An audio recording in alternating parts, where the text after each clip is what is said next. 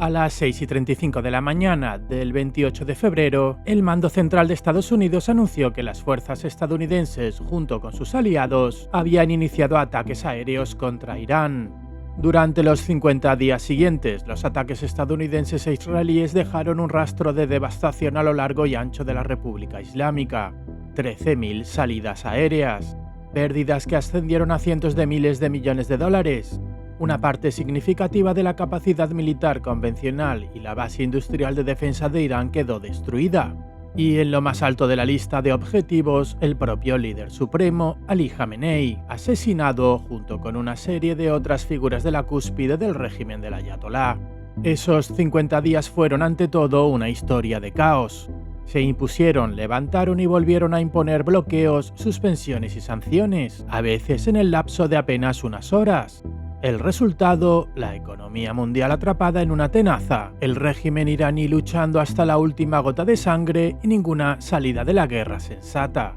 Por eso también este hito de 50 días es el momento adecuado para un balance inicial. Aunque el pasaje inicial de este episodio pudiera sugerir una victoria estadounidense total, este no es el caso. La asimetría de los objetivos significa que cualquier balance serio de ganancias y pérdidas resulta mucho más incómodo para Washington de lo que sugieren las cifras brutas. Tan incómodo de hecho que una pregunta legítima exige ahora una respuesta. ¿Están los estadounidenses sufriendo un fracaso estratégico en Irán? Las pruebas sugieren que sí.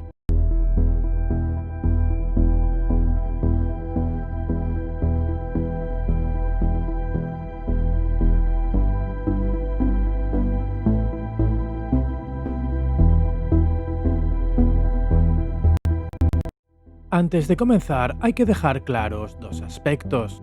Toda campaña militar puede evaluarse desde múltiples perspectivas. En geopolítica, el criterio decisivo es el interés nacional. Por lo tanto, la única base racional para evaluar la operación Furia Épica es el interés del imperio estadounidense. Segundo, este es un conflicto aún en curso. Las conclusiones que aquí se presentan son de naturaleza estratégica y por lo tanto a largo plazo. Pero nadie tiene una bola de cristal. Una vez establecido esto, comencemos quizás de forma contraintuitiva con las victorias. Elementos a favor. Una experiencia de combate inestimable. Todos los ejércitos entrenan, pero solo la guerra real separa la doctrina de la realidad. Una operación de esta envergadura, que coordina múltiples ramas de un teatro de operaciones real, proporciona a cualquier fuerza de combate algo que ningún ejército puede replicar, información genuina sobre lo que funciona y lo que es más importante, sobre lo que no. Consideremos el enorme peso del poder estadounidense desplegado aquí. 3 grupos de ataque de portaaviones, destructores, cazas, bombarderos, aviones de alerta temprana, satélites. En un único teatro de operaciones, Estados Unidos probó sobre el terreno el B-2, el F-35, los misiles de crucero Tomahawk, el MQ-9 Reaper, drones kamikaze de bajo coste, sistemas de selección de objetivos con inteligencia artificial y toda la arquitectura de reabastecimiento aéreo y mando y control. Aproximadamente 50.000 soldados apoyaron la operación en toda la región. Compárese ahora esto con el principal rival estratégico de Estados Unidos, la República Popular de China. La última vez que el Ejército Popular de Liberación llevó a cabo una operación de armas combinadas en vivo de este tipo fue hace 57 años, en la guerra fronteriza con Vietnam. El Ejército Popular de Liberación parece formidable en los desfiles y en los ejercicios del Estrecho de Taiwán, pero su eficacia real en combate seguirá siendo una incógnita hasta el momento en el que comience un conflicto real. Y como demuestra repetidamente la historia, los conflictos reales tienden a poner al descubierto todas las debilidades ocultas con una eficiencia brutal. Hay que tener en cuenta además la puesta a prueba de las cadenas de suministro logísticas e industriales de las que depende cualquier campaña estadounidense sostenida. La vieja máxima sigue vigente, las guerras se ganan con la logística, y los estadounidenses nunca dejan de practicarla. Confirmar la voluntad de usar la fuerza. Esto es puramente estratégico. Al atacar Irán sin vacilar, Estados Unidos demostró que no solo farolea, sino que actúa. Cuando las amenazas de Washington se revelan repetidamente vacías, la disuasión estratégica se derrumba. Los adversarios se vuelven más audaces, más dispuestos a poner a prueba los límites de la proyección del poder estadounidense. Entrar en guerra cambia este cálculo. Demuestra que Washington cumplirá sus amenazas incluso a gran escala, lo que significa que la próxima vez los rivales de Estados Unidos se lo pensarán dos veces antes de poner a prueba el farol. El deterioro convencional del régimen del ayatolá, miles de bombas lanzadas, gran parte de la cúpula política decapitada, la armada y la fuerza aérea prácticamente aniquiladas. Las pérdidas de Irán son indiscutibles y para un Teherán ya asfixiado por las sanciones, la reconstrucción será extraordinariamente difícil. Comillas, las consecuencias económicas de la guerra son devastadoras. Es difícil expresarlo con palabras.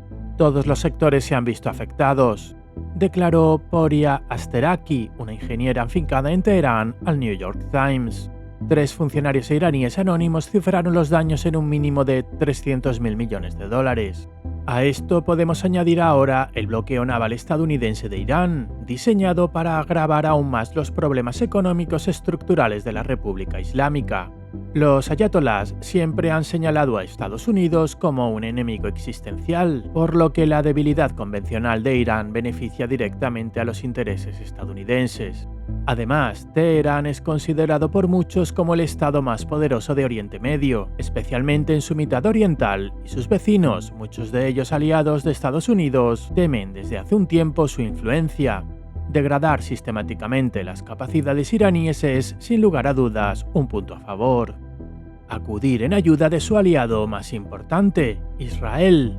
Este punto probablemente suscitará el debate, por lo que vale la pena dividirlo en dos lecturas.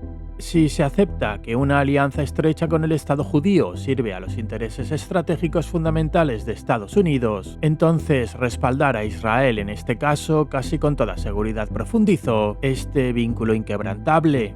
Tel Aviv sabe que su hermano mayor al otro lado del océano acudirá cuando sea necesario. Pero la pregunta alternativa es si este vínculo ha llevado a Estados Unidos a una derrota estratégica, porque en el otro lado de la balanza, la lista es considerablemente más larga. Puntos en contra. Reforzar las sospechas de la influencia extranjera en el corazón del poder estadounidense. Esta es la otra cara de la misma moneda. Cabe plantearse una pregunta razonable. ¿Estaba realmente justificada la entrada de Estados Unidos en esta guerra? Dados los costes que estamos a punto de desentrañar, esto es bastante dudoso. Lo que no es dudoso es quién quería la participación estadounidense, Israel.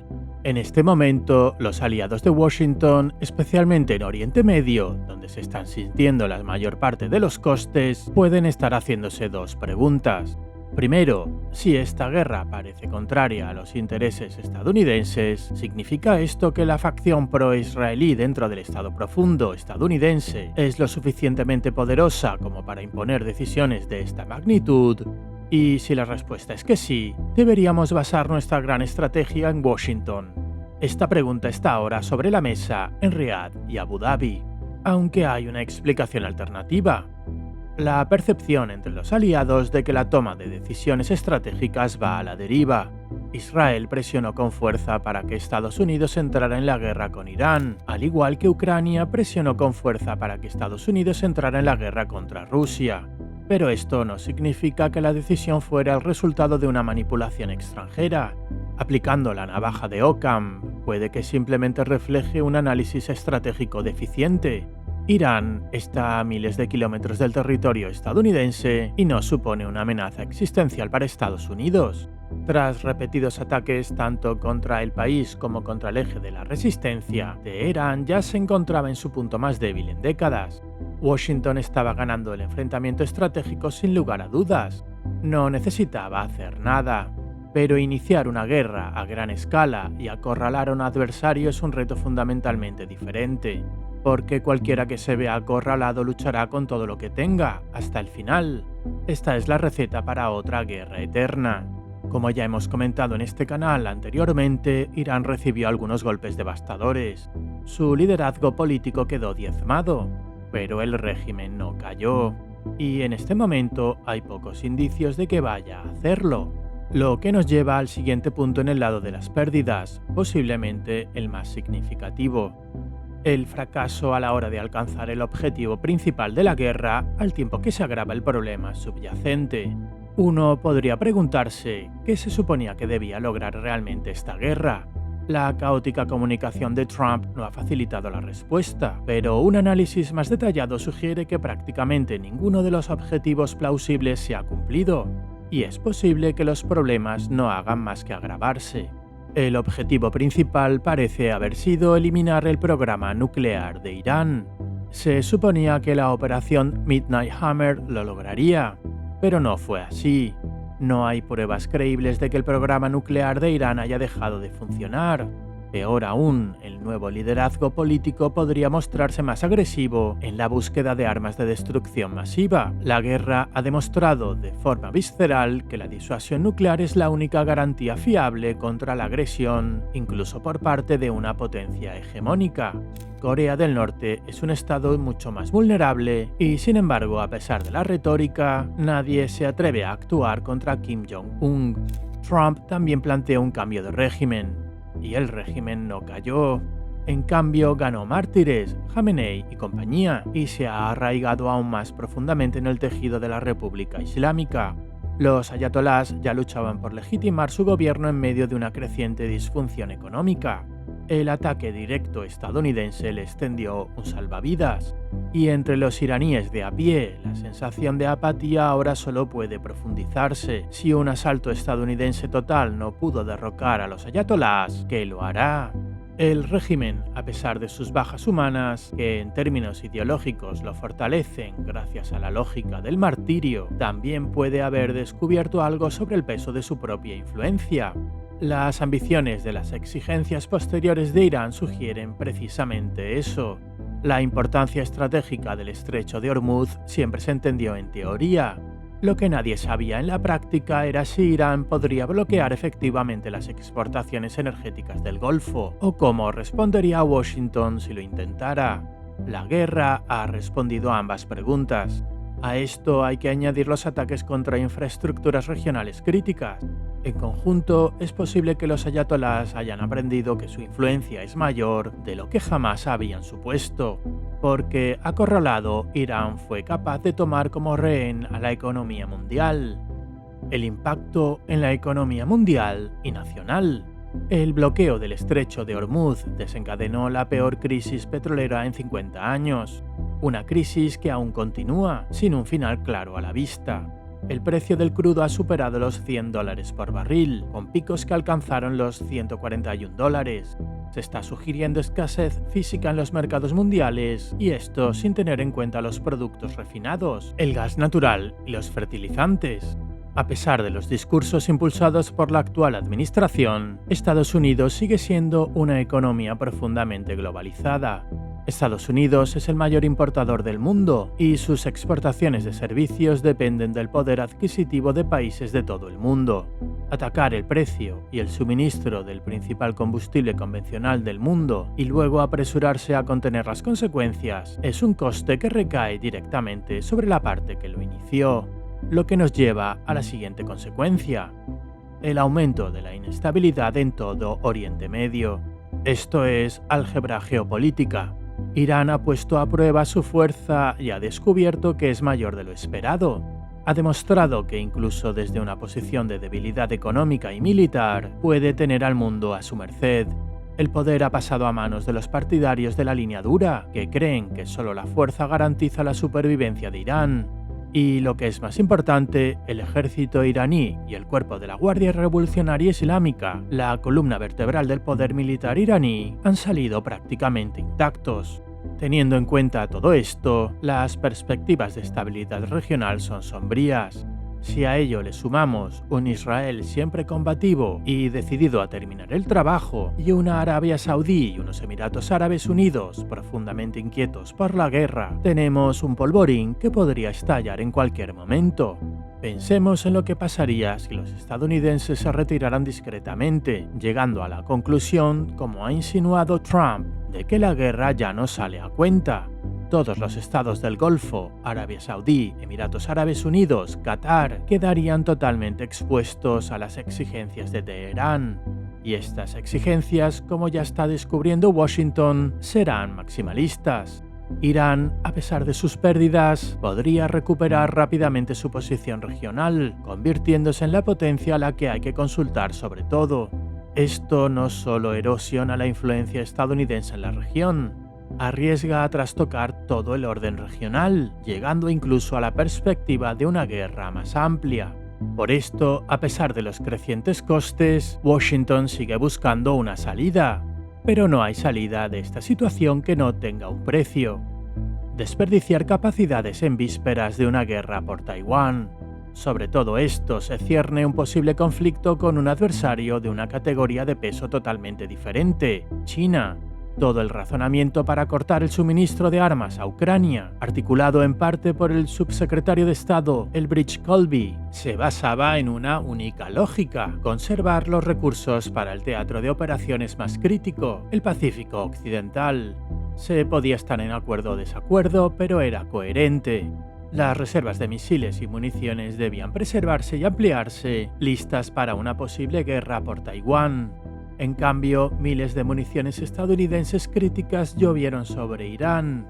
Las reservas, que ya se estaban agotando, ahora están críticamente mermadas. Las carencias se concentran precisamente donde más importan: armas de precisión como el Tomahawk y el JASSM-R, sistemas fundamentales para neutralizar una flota de invasión china. Los interceptores de defensa aérea, Patriot y THAAD, se han agotado de forma similar. Al ritmo de producción actual, la reposición podría llevar años. En efecto, como se ha señalado en el lado positivo, los estadounidenses se sometieron a una rigurosa prueba de fuego real, pero el precio ha sido elevado, y no solo en dólares y en reservas agotadas. Un salvavidas para la Federación Rusa. Un cínico podría decir que los estadounidenses lograron dar en el blanco en 3 frentes con un solo golpe, permitiendo que el régimen del ayatolá se afianzara aún más y reforzara su propia posición, otorgando al Ejército Popular de Liberación una ventaja a corto plazo en cualquier enfrentamiento por Taiwán y proporcionando un respiro muy necesario a una Rusia que sigue luchando en Ucrania. Todo un logro. No hay duda de que desbloquear las exportaciones de petróleo ruso beneficia a los intereses estadounidenses. El propio Trump endureció esa política, pero el bloqueo de Hormuz liberó de hecho al Kremlin de sus sanciones, lo que impulsó los ingresos presupuestarios semanales de Rusia a sus niveles más altos en casi 4 años.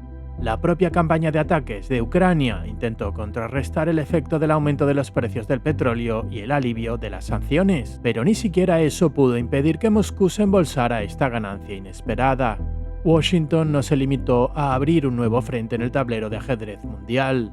Echó leña al fuego más grande que ya ardía, uno que lleva más de 4 años arrasando. El daño a la percepción que tienen los aliados del poderío militar estadounidense. La acogida de la campaña en la escena mundial tiene su propio coste. Los estadounidenses tenían poco que ganar aquí y mucho que perder. Este cálculo resultó acertado. Se suponía que Irán se rendiría rápidamente, superado en armamento y tecnología, sin cartas significativas que jugar. En cambio, las fuerzas estadounidenses e israelíes, que operaban a distancia sin tropas sobre el terreno, se mostraron incapaces de quebrantar la capacidad iraní. Y los ataques de precisión de Irán han empañado la imagen de la supremacía militar estadounidense a los ojos tanto de aliados como de adversarios. Los F-15 derribados, un E-3 Sentry, los aviones Cisterna KC-135, un C-130J... Ninguno de ellos representa una pérdida material grave para el ejército más poderoso del mundo, pero sí representan una grieta importante en el mito de la invulnerabilidad de Estados Unidos. Una grieta aún mayor es el fracaso de la Armada de Estados Unidos a la hora de reabrir por la fuerza el estrecho de Hormuz. Irán, utilizando armas baratas, ha puesto al descubierto los límites del poder estadounidense. Y lo último que necesita una superpotencia es que sus adversarios conozcan estos límites, y mucho menos que empiecen a ponerlos a prueba. Dicho esto, debemos tener cuidado de no echarle la culpa a los generales. Sin una invasión terrestre, neutralizar el programa nuclear o derrocar al régimen probablemente nunca hubiera sido posible solo desde el aire. El fracaso no es militar, es estratégico. Y esto significa que la responsabilidad recae en los políticos. ¿Es este el final del balance? No del todo. Nos quedan 3 puntos más. El primero de ellos: el desgaste del capital político dentro de la Alianza Occidental. Este punto se relaciona directamente con cómo los aliados interpretan el juicio estratégico estadounidense. Trump se enfureció cuando sus socios europeos se negaron a unirse a la operación Furia Épica. Entre los mensajes surgieron amenazas de retirarse de la OTAN. Toda alianza funciona con una especie de balance. Los aliados aportan cosas a la mesa, pero no agotan la buena voluntad de los demás de forma imprudente, porque este capital debe preservarse para los momentos en que realmente importan. Cuando Europa mira a la Furia Épica y ve una operación mal concebida, sin una salida clara y con una postura intrínsecamente ofensiva, mantenerse al margen es la respuesta racional. Más aún porque la OTAN, por su nombre y por el tratado, tiene un alcance geográfico específico, uno que los estadounidenses trazaron deliberadamente para evitar que las potencias europeas postcoloniales arrastraran a Washington a sus problemas en otras partes del mundo. Si a esto le sumamos la reciente postura estadounidense respecto a la integridad territorial de los miembros de la OTAN, Canadá y Dinamarca, las tensiones internas de la alianza se vuelven más difíciles de disimular. A Trump le gusta presentar las cosas como si Estados Unidos sostuviera a la OTAN en solitario. Esto es una ilusión. En efecto, Estados Unidos domina la alianza, pero ha estado respaldando sistemáticamente los proyectos estadounidenses y sigue siendo un cliente fundamental para la industria de defensa estadounidense. Los europeos se desplegaron en Irak y Afganistán, campañas costosas, ofensivas y, en retrospectiva, sin sentido que consumieron miles de millones de dólares y cientos de vidas. El resto de la OTAN nunca arrastró a Estados Unidos a nada comparable. ¿Y Ucrania? Ucrania no está en la OTAN. El apoyo a Kiev se llevó a cabo al margen del marco del tratado, aunque claramente redundaba en el interés de los miembros europeos de la OTAN. Pero seamos sinceros, contener la agresión rusa también redunda en interés imperial de Estados Unidos. Si la situación fuera al revés, si Israel se enfrentara a una invasión terrestre y Estados Unidos pidiera a Europa que se uniera, esta sería una analogía genuina. Y la respuesta de Europa sería muy diferente. Los matices lo son todo. Pasemos al penúltimo punto: la desconexión entre los documentos estratégicos y la realidad.